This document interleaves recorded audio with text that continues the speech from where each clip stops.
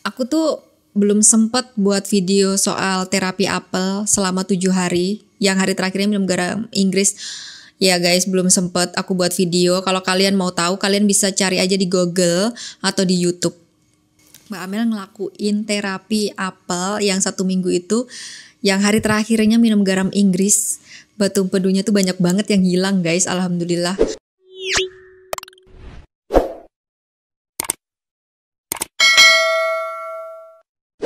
Halo, apa kabar kalian semua hari ini? Semoga kalian semua dalam keadaan sehat. Amin. Guys, jadi ini saya mau teleponan lagi. Tadi tuh aku udah mau telepon Bu Rika, tapi belum dibales. Terus sama Mbak Yani. Oh iya, ini ada nih. Boleh Mbak, tapi saya sambil di jalan gak apa-apa ya. Oh iya, gak apa-apa. Iya, gak apa-apa. Soalnya aku tuh kadang-kadang kalau mau nelpon itu belum bisa janjian gitu ya guys. Kalau janjian tuh nanti malah nggak jadi. Jadi kalau ada kesempatan aku bisa nelpon, ya aku telepon gitu. Jadi jangan berkecil hati ya teman-teman yang udah nge-DM aku belum bales tuh karena aku takutnya kelewat gitu loh. Yang kita udah janjian, mendingan aku tuh nggak baca dulu DM-nya supaya aku inget siapa-siapa yang aku bakal telepon gitu. Kalau aku udah terlanjur buka DM-nya, kadang-kadang kelewat, aku lupa kalau mau nelpon gitu loh guys. Selain kesibukan, aku juga tuh nggak pakai notif kalau di IG, jadi aku nggak tahu kalau ada DM yang masuk kayak gitu loh guys. Jadi jangan berkecil hati ya. Yang jelas pertanyaan-pertanyaan kalian itu udah pernah dibikinkan video, coba rajin-rajin nonton semua videoku tentang batu empedu ya. Mungkin sambil rebahan, sambil mau tidur, sambil cuci piring, atau sambil ngapain aja pas lagi santai dengerin ya guys video-video aku itu. Dan aku di sini tuh nggak pernah nge-share nomor WA atau nomor HP ya teman-teman. Kalau kalian mau sharing atau telepon-teleponan, kalian bisa DM aja. Pasti aku akan bales, tapi entah itu cepat atau lambat ya. Pokoknya jangan berkecil hati atau jangan tersinggung kalau aku belum bales. Gak apa-apa, DM aja pokoknya ya guys. Semangat. Kita telepon. Assalamualaikum. Halo, waalaikumsalam. Mbak Amalia. Mbak Amalia ya? Mbak Leli. Ya. Mbak Amalia nih aku panggilnya siapa nih? Bener nggak? Panggil Mbak Amel aja. Mbak Amel. Iya. Oke, Mbak Amel, salam kenal ya. Iya, salam kenal juga Mbak Leli. Oke, Mbak Amel, ini kebetulan lagi di jalan ya. Iya, sambil jalan ini. Aku juga pas kebetulan hari ini bisa nelpon, jadi aku telepon aja. Nggak apa-apa sambil di jalan atau sambil ngapain, sebisa aja. Iya, Mbak. Mbak Amel, boleh tahu dong dari mana ini Mbak Amel? Dari Makassar. Oh, jadi bahasa kita kayaknya nggak jauh-jauh beda ya logatnya. Iya, mirip. Gimana nih Mbak Amel, kita mulai kah cerita-ceritanya? Iya, boleh deh. Gimana? Apa keluhannya? Awalnya tahu ada batu empedu itu gimana nih, ceritain dong. Iya, jadi awalnya tuh Mbak, saya tuh baru aja sebenarnya kenanya. Jadi Maret tuh saya kan lagi hamil 7 bulan.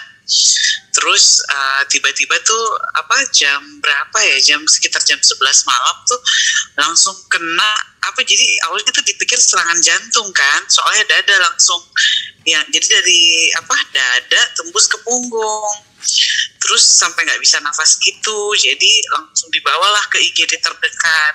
Nah pas di IGD itu dipasangin lah alat EKG semua untuk cek jantung kan. Nah hasilnya tuh alhamdulillah nggak jantung. Terus pas dokternya datang kan waktu itu udah malam kan, terus dokter objinnya datang, dokter objinnya bilang, ini ada riwayat GERD nggak? Saya bilang iya, jadi memang pas awal kehamilan tuh saya sempat 1 bulan dirawat di rumah sakit. Nah itu itu dari dokternya katanya hipermesis gravidarium. Nah, jadi yang benar-benar muntah yang sehari itu bisa sampai 50 kali muntahnya. Itu sebulan dirawat di rumah sakit. Jadi kata dokter, nah ini katanya memang GERD juga kayak gitu. Jadi dibilangnya waktu itu diagnosanya GERD pas masuk itu. Nah, di rumah sakit tuh cuman namanya cuma berapa jam ya, pokoknya waktu itu sakit terus habis muntah tertidur bangun tuh jam 4 subuh tuh sudah enakan, jam 4 apa jam 3 gitu itu sudah enakan, tapi masih rawat inap waktu itu karena dokternya masih mau dipantau kan kondisinya. Waktu itu di rumah sakit sekitar 3 hari, terus keluar habis itu kambuhnya pas habis jelang Lebaran Idul Fitri, berarti sekitar sebulanan itu kambuh lagi, tiba-tiba kambuh lagi. Jadi flashback dulu ya Mbak ya. Jadi waktu itu tuh waktu itu kan belum nyangka nih, belum nyadar kalau itu tuh batu empedu, sama sekali nggak ke arah sana. Jadi waktu di bulan Maret itu, waktu kena 7 bulan itu, saya tuh habis makan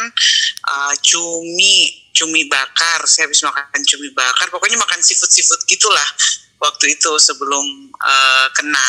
Nah pas di yang menjelang Lebaran Idul Fitri itu sekitar 3 hari sebelum Idul Fitri itu makan bakso di jam 10 malam, terus kena lah jam 2, tapi waktu itu saya kenanya hanya sekitar 2 jam dan nggak sampai masuk IGD. Jadi habis muntah terus digosok-gosokin aja minyak kayu putih, tahu kan nih ya Mbak Leli ya, minyak kayu putih itu.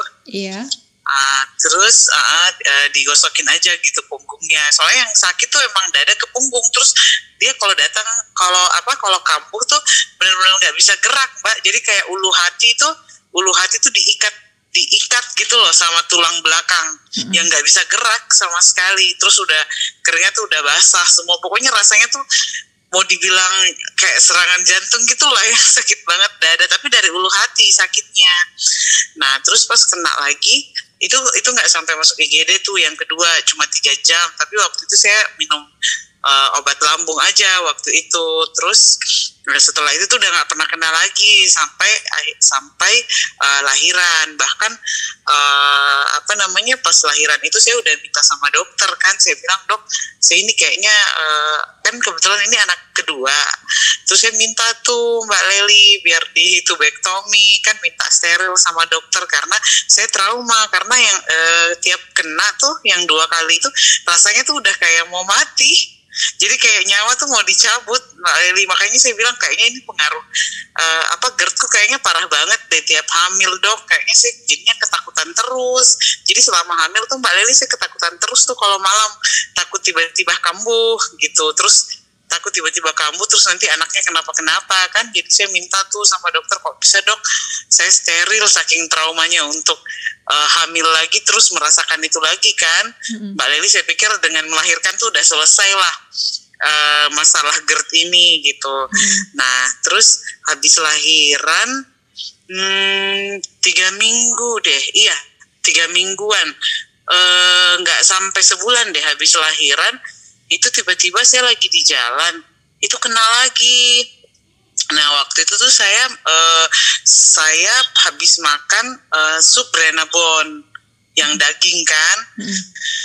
Terus saya memang makannya banyak waktu itu, terus kena lagi. Terus saya tuh sebenarnya udah mulai bertanya kan waktu itu, loh kok saya kok kenanya pas lagi kok saya kenanya pas makannya tuh lagi banyak. Harusnya kan maksudnya GERD mungkin karena telat makan atau gimana kan, maksudnya yang ada hubungannya dengan lambung kosong gitu dalam waktu yang lama. Nah ini kok pas saya lagi banyak makan ya, tapi saya belum ngeh gitu ke arah daging gitu kan. Cuma saya bilang kok pas banyak makan. Terus saya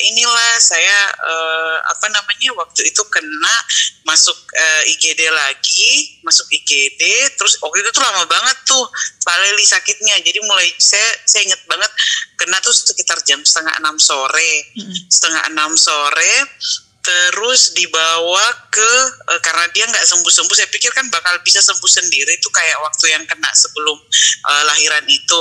Nah itu sampai jam 10 malam nggak sembuh-sembuh, akhirnya ke IGD. Terus di IGD baru keluar IGD itu sekitar jam 2. Terus jam 10 malam itu sebenarnya pas dibawa ke IGD tuh udah enakan pas nyampe IGD. Saya bilang apa ini ya cuma apa sih kok nyampe IGD tuh langsung enakan gitu. Langsung enakan perasaannya. Tapi waktu di IGD ada tindakan apa sehingga merasa enakan? Belum ada tindakan apa-apa. Tapi sebelum ke IGD saya muntah lagi dulu di rumah. Muntahnya tuh banyak yang benar-benar udah yang muntah, udah yang puluhan kali lagi lah gitu, sampai keluar tuh semua yang daging-daging itu baru tuh enak. Jadi selalu gitu, kalau daging-daging itu udah keluar enak. Nah terus habis itu seminggu lagi, saya ingat banget Idul Adha yang kemarin ini kan Mbak Leli, itu tuh kan masak-masak tuh karena puasa Arafah kan, sehari sebelum Lebaran.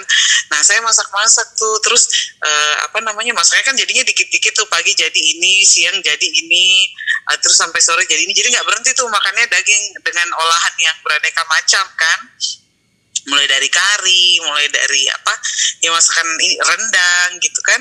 Nah itu tuh kambuh lagi di jam 11 malam kambuhnya. Saya itu masih nahan, tapi udah nggak tahan sampai jam 4 subuh, udah ke IGD. Karena saya pikir kan mau Lebaran nih kan, mau besok. Jadi berusaha nahan dulu, tapi nggak bisa. Terus ya udah masuk IGD lagi tuh subuh kan. Jadi nggak sholat itulah waktu itu. Nah sampai masuk IGD tuh masih saya jadi kan, kita tuh kalau masuk IGD dokter kan nanya ini riwayatnya apa, ya udah sih langsung jawab GERD kan.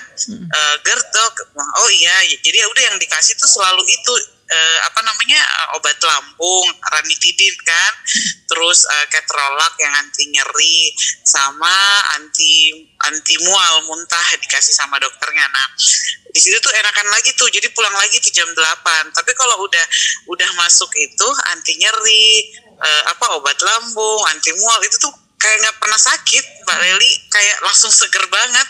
Jadi kayak nggak pernah terjadi apapun. Jadi dia sakitnya itu bisa datang secara tiba-tiba yang langsung dahsyat, dan hilangnya juga kayak seperti nggak meninggalkan jejak. Iya benar. Langsung hilang begitu aja. Itu ya, tapi itu di awal-awal ya Mbak Lelia. Terus setelah itu minggu depannya saya kambuh lagi. Jadi cuma 1 minggu tuh jeda-jedanya. Setelah itu 1 minggu setelah itu tuh kena lagi. Terus saya ke IGD lagi kan. Waktu itu kenanya, saya lupa tuh waktu itu. Pokoknya habis makan daging-daging juga waktu itu deh, kayak saya kena. Iya, tiap habis makan ini daging berlemak bersantan. Oh ingat, waktu itu saya makan Berenabon lagi, tapi waktu itu kan saya belum ngeh tuh kalau pemicunya tuh daging kan. Cuman saya pikir GERD, berarti mungkin saya kurang ngunyahnya kurang halus kali kan. Terus saya kena lagi, waktu itu habis makan Berenabon lagi, terus habis makan brownies kan. Terus saya kena lagi, terus saya tuh masuk malam lagi, terus pulang pagi, pokoknya intinya sudah semakin lama lah. Jadi yang awalnya tuh rentan keluar dari IGD-nya tuh cuma 2 jam ke 3 jam, sampai terakhir tuh yang itu tuh saya di IGD selama 8 jam. Enggak, baru enakan. Jadi setelah 2 kali masuk anti nyeri sama 2 kali masuk obat lambung baru enakan. Nah terus saya pulang ke rumah, baru sejam di rumah saya cuma makan nasi dikit sama perkedel kentang. Baru sejam di rumah saya udah kambuh lagi. Jadi saya nggak tahan kan. Jadi saya langsung nyari tuh, saya kayaknya harus ke spesialis gastro nih. Nyarilah spesialis gastro di Makassar yang praktek pada saat itu, karena saya udah malu nih Mbak Leli masuk IGD lagi kan.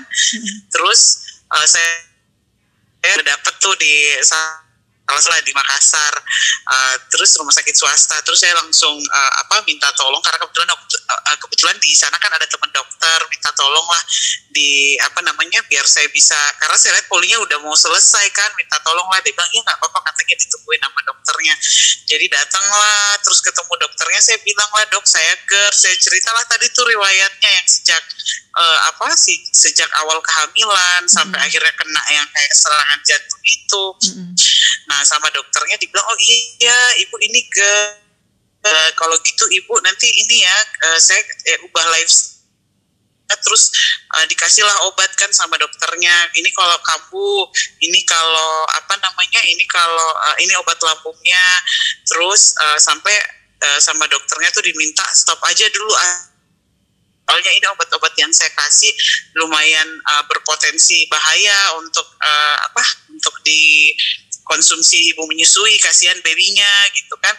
Nah jadi waktu itu dikasih sama dokternya, terus 10 hari katanya kalau nggak ada perubahan, saya dijadwalkan endoskopi tuh Mbak Leli.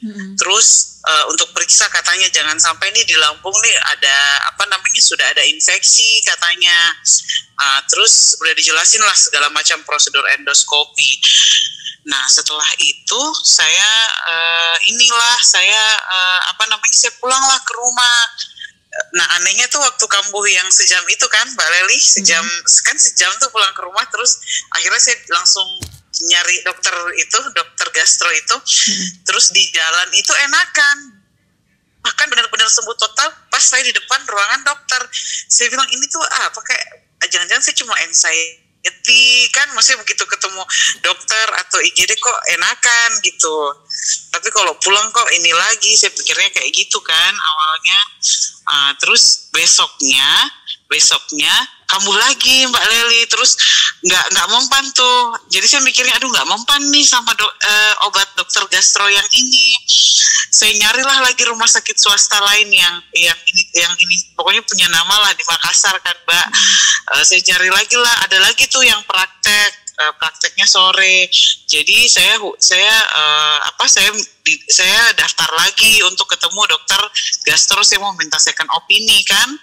Nah terus saya ketemulah pas saya jalan sampai di rumah sakit itu tuh dokternya belum datang, tapi saya udah kesakitan banget Mbak Leli, udah nggak tahan. Jadi saya bilang aduh saya nggak bisa, soalnya bener-bener tuh Mbak Leli kalau sakit tuh bener-bener kayak mau dicabut nyawanya, sakit banget. Terus saya mintalah masuk IGD kan. Terus di IGD saya bilang saya ini udah janjian nih sama dokter gastro yang ini. Terus dibilang Bu, tapi ibu sebenarnya kalau lewat prosedur IGD bisa aja Bu. Saya sih pengennya dokter IGD-nya bilang saya pengennya ibu rawat inap aja gitu. Nanti kan lewat prosedur apa semua USG apa semua enak kan, bisa nanti di cover sama asuransinya ibu. Terus saya bilang enggak Mbak, pokoknya saya mau ketemu dokter gastronya dulu. Kalau dokter gastronya bilang saya rawat inap, saya rawat inap. Tapi kalau enggak, saya mau pulang. Saya potong jalan pintas aja. Nggak apa-apa, saya nggak pakai asuransi ketemu dokter gastro, karena kalau memang maksudnya nggak sepenting itu untuk dirawat inap, saya usahakan nggak rawat inap karena saya kan punya baby kan Mbak Leli. Jadi saya bilang saya ketemu dulu gitu. Jadi ya udah di IGD tuh ditutup, tapi infus tuh masih dipasang karena takutnya kan dokternya nyuruh rawat inap kan. Kenapa saya juga milih nggak rawat inap Mbak Leli? Karena saya tahu sakitnya tuh suka tiba-tiba berhenti. Yang maksudnya benar-benar nggak ada apa-apa kan. Terus ketemulah dokter. Maaf aku potong. Boleh ceritain spesifiknya sakitnya yang dirasakan tuh apa itu? Yang sangat-sangat sakit banget. Jadi itu tuh kayak ulu hati, terus tembus ke dada bagian belakang. Itu tuh kayak diikat tali, makin lama tuh makin kenceng ikatannya Mbak Leli. Yang benar-benar diikat, jadi kita nggak bisa gerak. Sesak juga ada nggak? Sesak? Sesak saya lihat kalau saya panik Mbak Leli. Jadi kalau saya nggak panik itu nggak apa-apa. Maksudnya kalau saya berusaha menenangkan diri, itu bisa saya atur nafasnya enakan. Jadi kalau saya panik, kayaknya tuh sampai susah nafas. Kalau saya kayak cemas gitu kan, maksudnya kayak ketakutan gitu, iya. Tapi kalau saya berusaha ini, cuman makin sering kambuh, saya makin bisa ini Mbak Leli, makin bisa menenangkan diri lah. Keringat dingin juga? Iya, yang benar-benar basah tuh sampai baju tuh kayak bisa diperas kan. Sampai kayak gitu. Maksudnya sangat berlebihan ya. Maksudnya nggak emang sakit banget. Iya, yang sakit saya nggak bisa lah bilang. Pokoknya itu tuh lebih sakit deh daripada lahiran pertama. Saya pernah rasain tuh kontraksi kan. Itu kayaknya nggak ada apa-apanya. Iya, lebih sakit nggak ada apa-apanya. Iya, sakit banget tuh. Muntah juga? Muntah, iya muntah. Tapi setelah muntah nggak lega kan? Waktu awal-awal lega muntah kalau muntah. Nah setelah itu udah enggak. Jadi cuman kayaknya 3 kali momen tuh lega kalau udah muntah. Tapi setelah itu enggak. Udah enggak ngaruh muntah itu. Tetap sakit setelahnya. Oke, itu emang yang aku rasain juga ciri-cirinya sama kayak gitu. Iya, terus saya lanjutkan Mbak Leli, terus ketemulah dokter gastro yang ini kan, terus sebelum ketemu dokter gastro yang ini kan sempat ketemu ada keluarga juga kan, ada kerabat juga yang bekerja di rumah sakit itu, terus dia bilang insya Allah sembuh kalau ketemu dokter yang ini, katanya ini tuh yang terbaik lah katanya di sini kan, yang terbaik katanya di sini gitu, terus saya bilang oh iya semoga lah, terus saya baru ketemu dokter itu. Saya ceritalah dok ini dok, saya ceritalah riwayatnya kan yang tadi itu. Dia langsung ngomong gini, Bu kita jangan ngomongin lambung dulu ya Bu ya. Kayaknya ibu bukan lambung deh, kayaknya ibu batu empedu deh. Ibu USG ya besok ya, saya tunggu ya hasil USG-nya gitu. Terus saya bilang, loh dok, masa sih dok bukan lambung soalnya ini GERD? Enggak Bu, saya yakin banget ini bukan lambung, dia bilang gitu. Saya yakin banget ini batu empedu, dia bilang begitu. Kalau ceritanya ibu ini bukan lambung, bukan GERD gitu. Nggak kayak gini gitu, emang beda tipis. Jadi sampai dia bahasakan kalau ini tuh kalau batu empedu tuh kayak mah palsu gitu loh, kayak GERD palsu gitu, katanya. Bang memang gejalanya mirip, tapi ini tuh batu empedu, dia bilang gitu. Saya yakin deh, coba ibu cek, dia bilang gitu. Ya udah, saya besoknya tuh saya bilang saya rawat inap nggak dok? Itu tuh sakitnya hilang lagi tuh, Mbak Leli pas mau ketemu dokter. Terus saya bilang, dok saya rawat inap nggak usah rawat inap, ngapain ibu rawat inap, itu kan sakitnya datang-datangan, nggak yang sakit terus gitu, nggak butuh ibu diinfus terus gitu loh, katanya. Udah ibu pulang aja, habis USG ibu ketemu saya ya, dia bilang gitu. Jadi ya udahlah, ketemulah kan USG lah besoknya. Nah pas USG dokter radiologi tuh langsung bilang, loh ibu ini banyak banget batunya gitu, ibu batu empedu gitu. Terus saya bilang lah, oh iya dok, kemarin juga itu langsung ngomong, dokternya tuh langsung ngomong, dokter gastronya, dia belum lihat padahal dia udah yakin banget kalau ini batu empedu.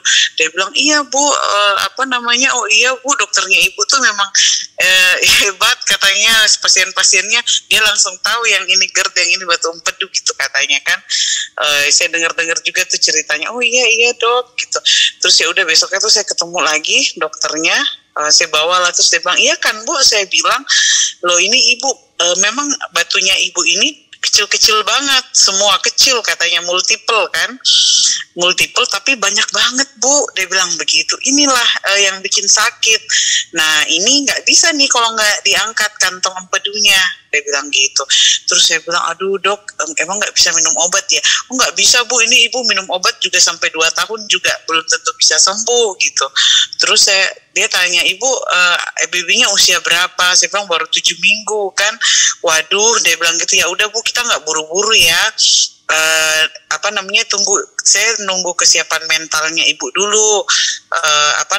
Pas bayinya siap juga gitu kan, misalnya maksud dia tuh pas bayinya udah makan lah gitu kan, jadi dihitung-hitung tuh ya 4 bulan ke depan lah baru operasi katanya. Tapi ibu gini aja dulu, CT scan dulu deh biar saya lihat dengan jelas berapa banyak berapa besar ini batunya, dia bilang gitu. Soalnya yang multiple gini katanya kata dokternya tuh kalau dia batu yang besar kan, yang besar katanya USG tuh bisa Mbak Leli.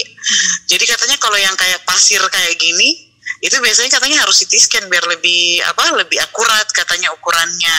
Oh, yang Mbak terus punya itu berupa pasir. Kayak gitu pasir. Iya, katanya kayak pasir-pasir. Maksudnya saking kecilnya tuh kayak pasir katanya. Menurutnya dia kayak pasir-pasir gitu, kayak telur-telur ikan yang lebih kecil lagi katanya. Dia bilang gitu. Tapi katanya yang full gitu loh Mbak Leli ininya, kantongnya tuh. Tapi kelihatan di USG emang banyak banget. Kalau ukurannya nggak bisa diukur lah ya. Iya, katanya terlalu kecil. Jadi ibu katanya ini dulu ya, CT scan dulu. Nah pas saya kabarin lah kan ibu mertua saya bilang ini batu empedu. Terus ibu mertua saya bilang, saya juga batu empedu tuh dulu, tapi saya nggak operasi, saya juga keluar masuk IGD, dokter nyuruh operasi, saya nggak mau, dia bilang kan.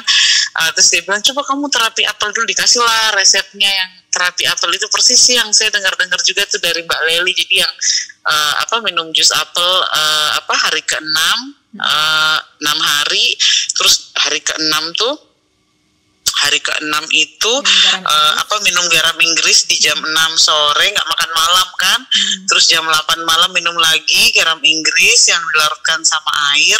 Jadi saya undur tuh Mbak Leli CT scan-nya yang mestinya di besoknya, saya undur tuh sampai 6 hari ke depan. Karena disuruh ini dulu sebelum CT scan, disuruh terapi apel dulu kan. Terus saya terapi lah gitu. Terus yang itu kan garam Inggris jam 6, jam 8, terus jam 10 minum olive oil campur lemon setengah cangkir kan. Nah saya minum itu, terus besoknya saya masih besoknya tuh saya masih masuk IGD lagi Mbak Leli. Makan apa ya waktu itu ya, saya lupa, pokoknya saya masuk IGD lagi tuh besoknya. Saya masih sempat masuk IGD setelah terapi itu. Nah habis masuk IGD baru tuh saya CT scan. Nah CT scan tiba-tiba dilihat ternyata hasil CT scan-nya sisa 1. Hah? Sisa 1? Sisa 1, iya sisa 1 Mbak Leli, itunya yang batunya. Yang tadi berpasir banyak, itu iya banyak banget. Iya, sisa 1. Terus 1 itu pun ukurannya 0, jadi 3,0 mm, artinya 0,3 kan? 0,3 cm. Tinggal 1. Dokternya aja heran, padahal dokternya tuh ya Mbak Leli sebelum yang pas terakhir tuh saya ketemu yang disuruh CT scan, saya kan bilang, dok saya boleh itu nggak dok konsumsi cuka apel atau jus apel gitu. Terus dia bilang nggak usah Bu, nanti lambungnya ibu bermasalah, udahlah Bu ini aja ikut obat dokter aja gitu kata dokternya. Cuman saya pikir kan Mbak Leli saya tuh prinsipnya walaupun dokter tuh udah bilang katanya nggak ngaruh gitu kan, saya mikirnya kalau kita tuh ngedengerin orang tua kan ada yang namanya keajaibannya Allah gitu kan. Jadi saya pikir jangan siapa tahu gitu lewat dengan kita patuh gitu kan, maksudnya ngedengerin orang tua gitu, justru Allah kan ini penyakit dari Allah ya Mbak Leli. Siapa tahu justru kita tuh dikasih keajaiban gitu kan, bisa sembuh. Jadi saya bilang nggak apa-apa lah, saya tetap ikhtiar seperti yang disampaikan oleh orang tua gitu kan, ibu mertua.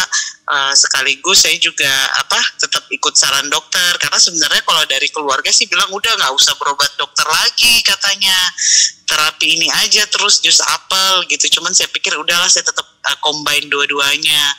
Nah pas itu tuh saya bawalah hasil CT scan-nya ke dokter, dokternya juga heran, tapi saya nggak sampein Mbak Leli kalau saya tuh terapi apel. Enggak gitu. Terus dia bilang, oh Bu ini tinggal 1 nih Bu, kalau gini nih nggak perlu operasi Bu, ibu minum obat aja, dia bilang gitu. Nggak perlu operasi Bu, aman ini batu empedunya gitu, minum obat aja ya, tapi tiap bulan harus kontrol ke saya kalau obatnya habis gitu katanya.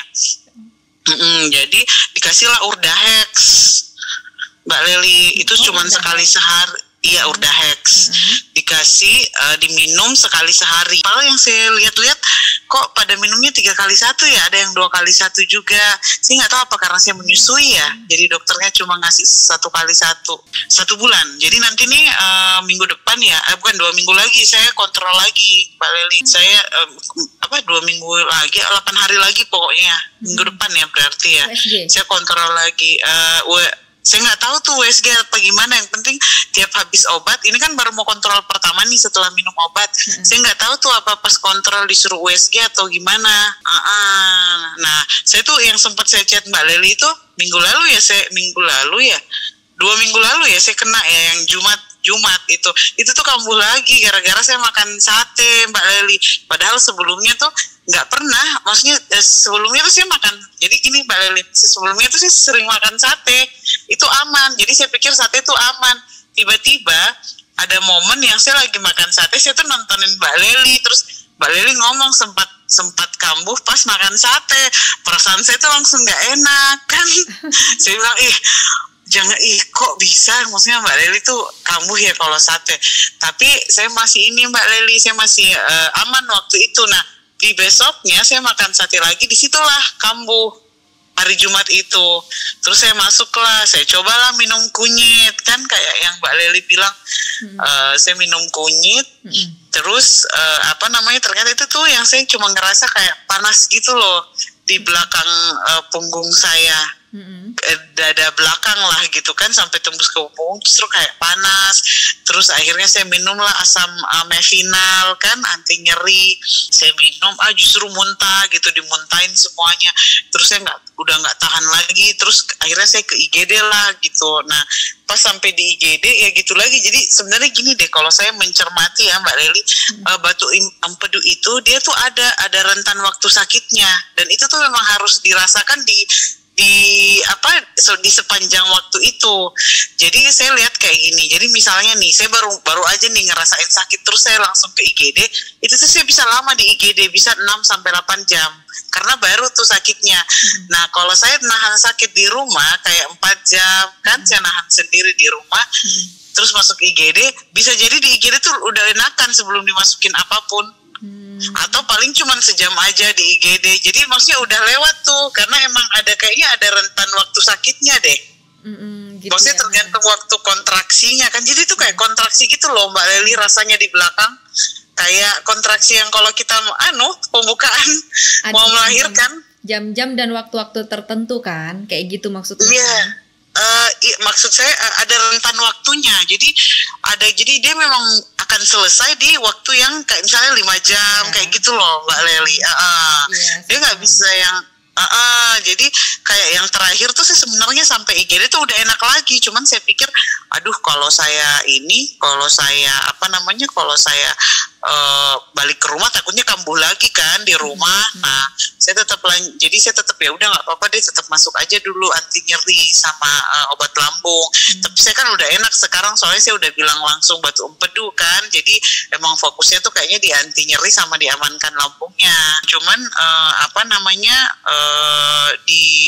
batu empedu ini ya kalau saya sih ya memang makan ya Mbak Leli ya, makanan kalau saya sih emang benar-benar makanan. Jadi harus tahu makanan apa yang mungkin nggak cocok di tubuh kita kayak gitu.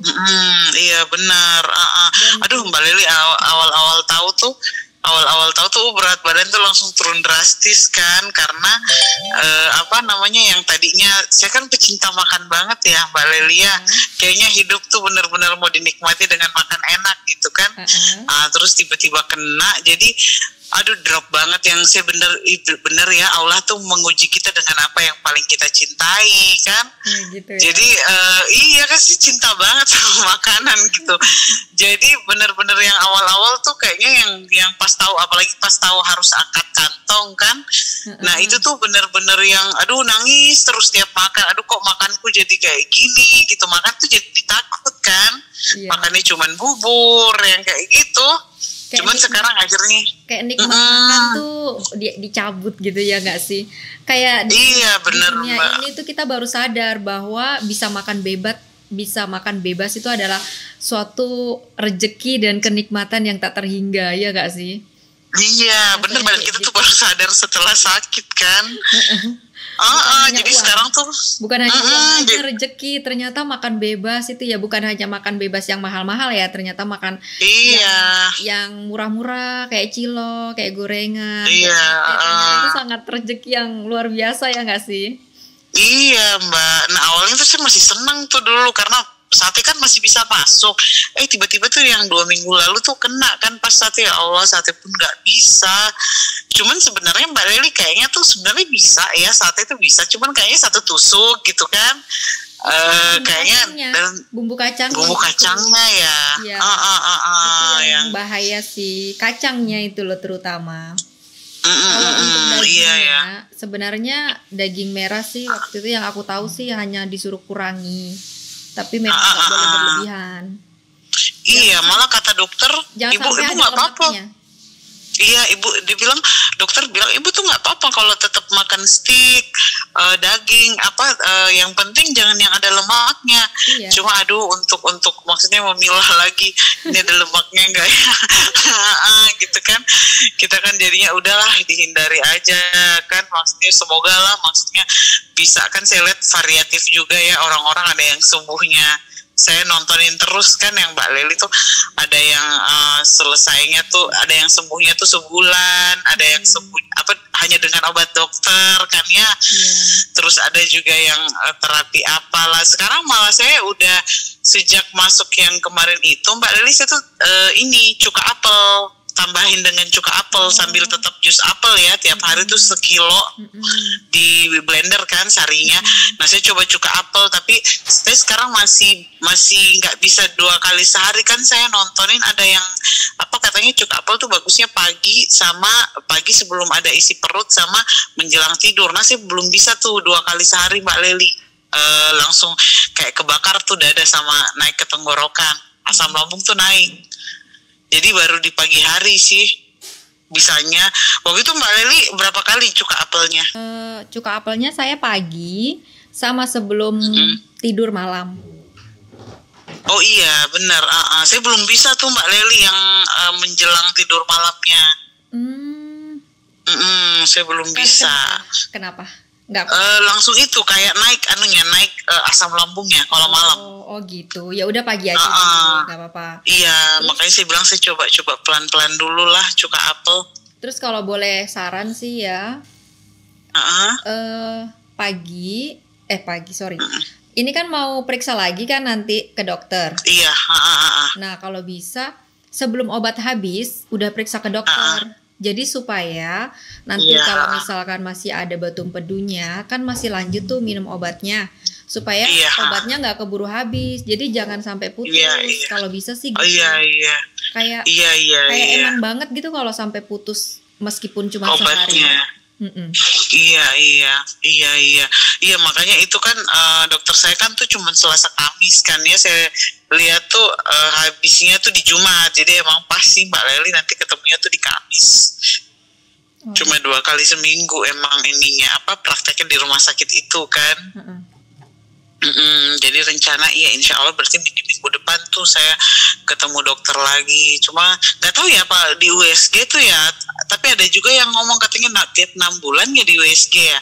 Iya ada yang 6 bulan. Tapi kalau dulu dokterku bilang tuh minimal 3 bulan baru bisa terlihat batu itu ada perubahan apa enggak.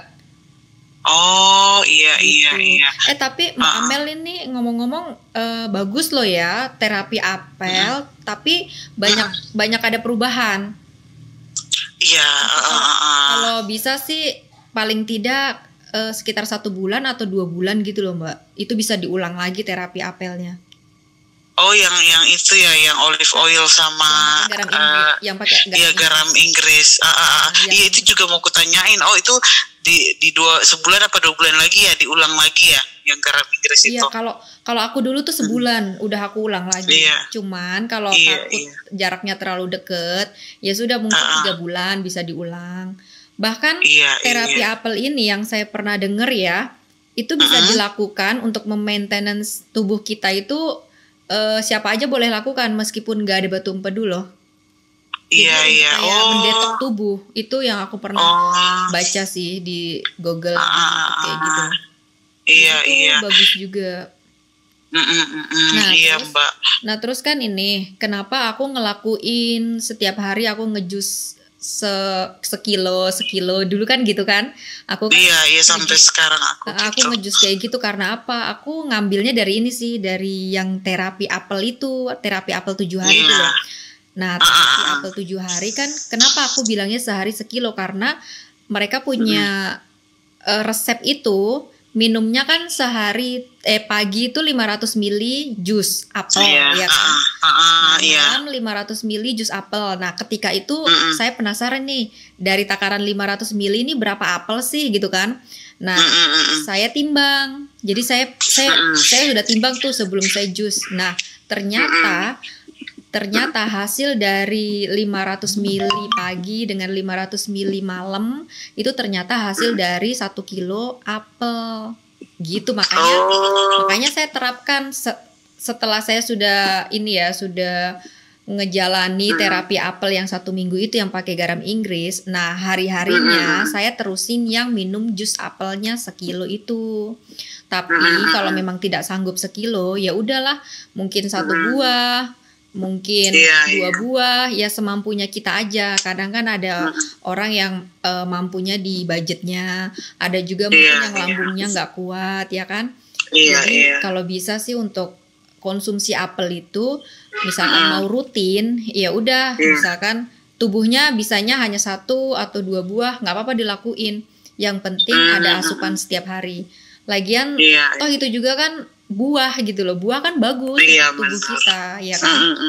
Nah, perkara lambung itu kan masing-masing manusia kan beda-beda nih ya kita ya. Kalau aku memang ada mah, tapi ternyata aku tuh bisa menerima gitu loh. Kalau orang lain belum tentu kan bisa menerima, jadi jangan disamakan. Jadi kayak aku nih bisa, terus di yang lain kok nggak bisa gitu kan ya. Ya udah, mungkin tubuhnya nggak bisa menerima, mungkin bisa menerimanya cuma sedikit, misalkan ya cuma 1 buah, nggak apa-apa, dimakan aja. Kayak tadi Mbak Amel kan katanya kalau banyak sempat cuka apel tuh, Mbak. Yang cuka apel. Kalau jus apel di awal-awal tuh sempet tuh naik dulu, tapi kayaknya dia membiasakan deh. Akhirnya tuh enak banget sekarang, udah nggak ngerasain asam lambung naik lagi. Awalnya tuh yang naik tuh Mbak Leli mungkin sekitar seminggu deh di awal, tapi saya tetap konsumsi terus. Kan sampai sekarang makin kesini tuh makin enak, tapi baru berasa banget tuh enaknya sebenarnya jujur setelah cuka apel sih Mbak Leli. Emang itu tuh banyak banget berubahnya pas cuka apel. Iya, cuka apel kita bangun pagi pun rasanya kayak badan tuh seger. Iya, benar-benar Mbak. Ya nggak sih? Pencernaan pun lancar kan. Nah, ternyata aku pernah baca literatur soal cuka apel. Cuka apel ini ternyata tuh bukan, ya ibaratnya gini, cuka kan asam, nanti lambungnya kan bermasalah, misalkan yang punya mah itu nanti gimana. Nah, kalau soal itu tuh aku nggak tahu ya. Yang aku tahu cuka apel itu setelah kita minum di dalam tubuh, dia membuat pH tubuh kita tuh menjadi basah gitu loh. Iya katanya, iya saya dengar juga. Jadi asam katanya ketemu asam gitu ya katanya, jadi basah gitu. Kalau di tubuh kita ini kebanyakan zat asamnya itu ya amit-amit kayak banyak penyakit, banyak gampang sakit gitu lah istilahnya ya. Tapi kalau tubuh kita ini kebanyakan basah, ya kan, itu sehat gitu. Jadi aku pikirannya gini, aku minum cuka apel ini supaya sehat gitu loh. Sel-sel di mana sel-sel tubuh kita mungkin yang ada yang rusak atau ada yang lagi nggak baik, dia akan diperbaiki dengan tubuh itu sendiri. Jadi yang tubuh kita tuh basah, dia akan memperbaiki sel-sel yang rusak. Itu yang aku baca sih. Tapi Mbak Leli tuh campur madu nggak cuka apelnya? Saya nggak nyampur sih, langsung aja. Aku campur madu, tapi kalau nggak ada ya aku juga nggak campur. Jadi ada sih sebenarnya Mbak, maksudnya saya ada madu kan, awal-awal tuh sempat pakai madu kayak 2-3 hari. Cuman saya kan nggak terlalu suka tuh rasa madu, jadi saya pikir udah langsung cuka apel larutkan di air aja, segelas, langsung. Oh, air hangat ya? Saya malah pakai air biasa aja Mbak. Lebih enak ya, air hangat ya, air hangat. Oh ya, iya. Ada satu informasi lagi nih, ini hal sepele, tapi bisa diterapkan di keseharian kita. Dulu aku mengganti minuman air putih biasa ya, itu dengan air hangat. Oh jadi iya. Aku udah nggak minum air biasa, tapi aku minumnya selalu air hangat. Iya, pernah dikasih tahu juga tuh sama ibu mertuaku kan, katanya jangan stop dulu tuh minum air dingin, katanya minumnya air hangat-hangat aja gitu. Iya. Coba deh diganti air biasanya dengan air hangat. Kan kita air hangat di rumah pasti rata-rata udah punya dispenser lah ya. Itu minumnya air hangat terus. Aku dulu gitu, sampai aku minum air biasa aja ya, itu sampai nggak doyan loh. Kayak pingin ini aja, muntah aja, kayak nggak doyan, kayak air biasa tuh nggak doyan. Jadi carinya tuh pasti air hangat. Iya. Saking udah terbiasa air hangatnya. Iya, nanti Mbak ya saya cobalah ya setelah ini, coba air hangat terus juga. Semoga lah Mbak bisa ini, soalnya bener-bener ini tuh apa ya, batu empedu itu kayak bikin ketakutan terus kan Mbak. Ini kapan ya kambuhnya ya? Aku langsung minum kunyit. Nah, kunyit itu aku peras. Aku parut dulu kan, parut terus langsung diperas, langsung diminum airnya. Nah, dari yang tadi kalau batu empedu itu kan kalau pas kolik misalkan 5 jam atau 8 jam. Lah aku nggak usah nunggu sampai segitu. Jadi 15 menit aja aku udah kayak langsung ringan, sudah semua gejala hilang. Itu kalau saya tuh coba itu Mbak Leli kemarin. Jadi kayak baru setengah jam tuh kan kambuh. Saya langsung nyuruh ini kan beli kunyit kan, terus diparutin, terus langsung kuperas lah 2 sendok tuh kuminum, 2 sendok makan, langsung kuminum. Ini nggak ngefek di saya, justru kayak panas aja, terus habis itu sakit banget lagi. Cuma ya itu pas yang itu yang terakhir itu kan Mbak Leli yang 2 minggu lalu itulah yang saya coba kunyit. Coba kalau misalkan kunyit nggak cocok, coba kencur. Kalau dulu kencur ya? Iya, dulu awalnya sebenarnya saya kencur, dikasih resepnya itu sebenarnya kencur. Oh iya, sama diparut gitu juga? Iya sama, cuman waktu itu karena kencur nggak ada, selalu susah kan kalau kencur. Nah aku pakainya kunyit. Nah ternyata kunyit itu juga mempan, jadi saya ambil simpelnya kunyit. Tapi aslinya saya dapat resep awal itu pakai kencur. Coba nanti saya coba. Nah itu sebenarnya resep dari saudara saya yang punya sakit mah sudah kronis. Waktu itu dia udah kronis banget, tapi setiap pagi dia rutinin minum kencur. 2 sendok juga Mbak Leli ya? Iya, 2 sendok makan juga. Sekitar 1 sendok atau 2 sendok. Kadang kalau aku nggak sabar ya, kalau meras di atas sendok kan susah kan. Ya saya taruh di gelas gitu. Yang penting sekitar 1 atau 2 sendok kayak gitu. Iya Mbak Leli. Itu sih herbalnya. Saya coba juga nanti, tapi semoga nggak inilah. Iya, mudah-mudahan semoga nggak kambuh lagi. Dan ini Mbak Amel ini jangan disepelekan ya. Harus happy, jangan ada tekanan. Jadi untuk memikirkan sesuatu jangan setiap hari dipikirin itu aja. Gitu. Terus memang ada baby ya, memang ya. Terus kalau Mbak Amel bisa sih mungkin jalan-jalan, hanya sekedar refreshing mata ya, refreshing otak, refreshing mata, ngelihat pemandangan yang nggak biasanya Mbak Amel lihat. Nah itu tuh juga hal kecil tapi sangat berpengaruh Mbak. Iya Mbak. Iya sih, memang saya lihat tuh kalau saya jalan gitu kan, terus keluar tuh seharian kok sehat banget gitu kan. Kok nggak ngerasain sakit, tapi kalau tinggal di rumah tuh kayak berasa banget sakitnya.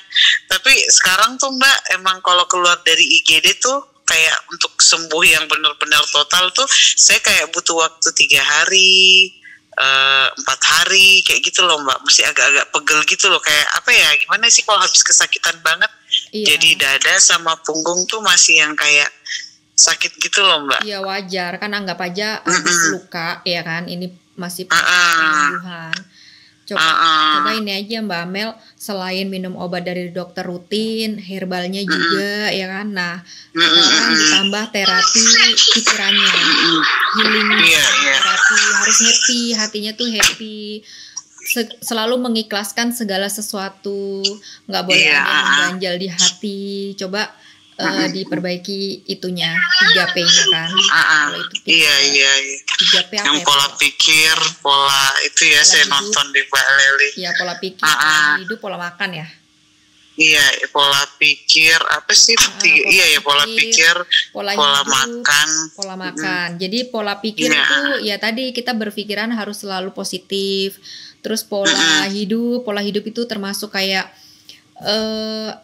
tidur itu tepat waktu. Misalkan bangun pagi, terus tidur siang disempetin, tidur malamnya jangan begadang, seperti itulah kurang lebih. Terus pola makan, kayak Mbak Amel tahu sendiri tadi tuh, pola makan apa yang kalau nggak cocok di kita ya dihindari. Intinya pola makan yang sehat lah ya. Iya. Kayaknya emang nggak bisa cari juga ya Mbak Leli ya. Kenapa? Ini tuh saya kan nggak boleh capek juga kan. Iya, itu termasuk pola hidup tadi. Ini tuh enak Mbak Leli karena saya kan belum masuk kantor nih, masih cuti 3 bulan kan habis lahiran. Nah minggu depan nih udah masuk kantor.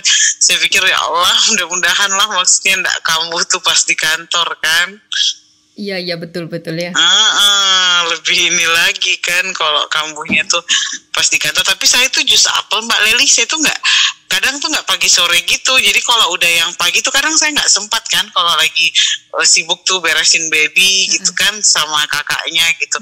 Nah kadang tuh saya jus apel itu justru kadang di siang langsung tuh saya habisin, soalnya udah enak banget kan. Maksudnya udah seneng, udah nyari tuh, jadi udah nggak bisa tuh sehari nggak minum apel sekilo. Langsung iya langsung sekitaran iya langsung minum segitu, soalnya kan cuman sarinya kan, jadi ya 2 gelas yang gede gitu kan. Iya betul.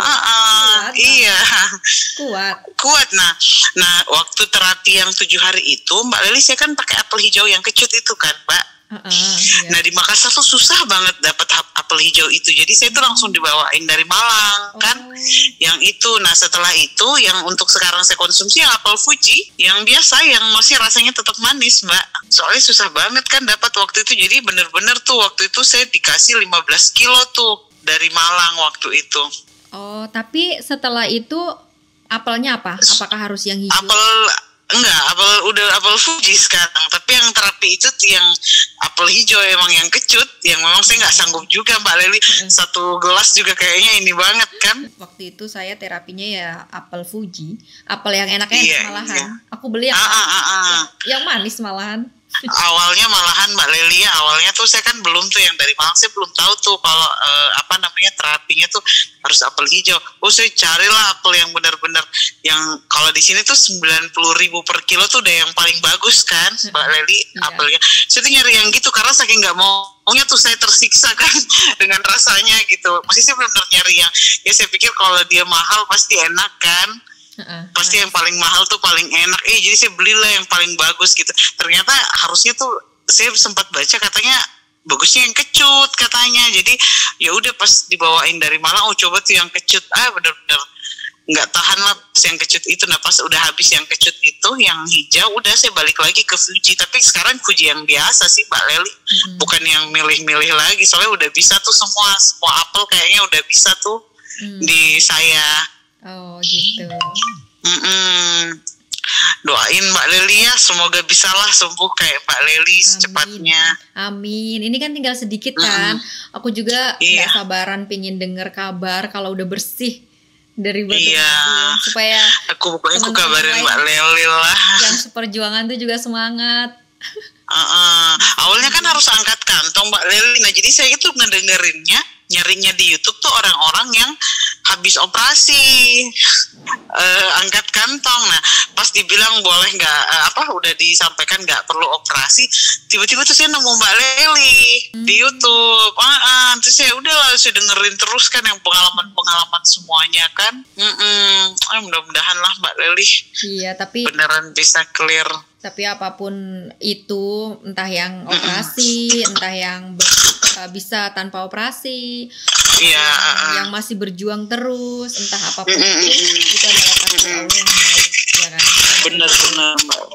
Jadi kita nggak bisa juga harus memaksakan nggak operasi, tapi ternyata nggak sanggup, ya kan? Ya dilihat kalau memang kita bisa masih berjuang tanpa operasi, apa salahnya, ya kan? Iya benar-benar. Saya waktu itu Mbak Leli kan ikut dokter aja, cuman ini karena dokternya bilang enggak, jadi ya saya syukur banget kan. Awalnya tuh saya udah persiapan operasi juga Mbak Leli.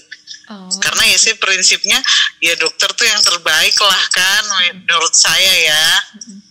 Waktu itu cuman karena alhamdulillah gitu kan, maksudnya ternyata pas CT scan tuh hasilnya benar-benar di luar dugaan. Hilang ya banyak ya, Masya Allah. Mbak Leli.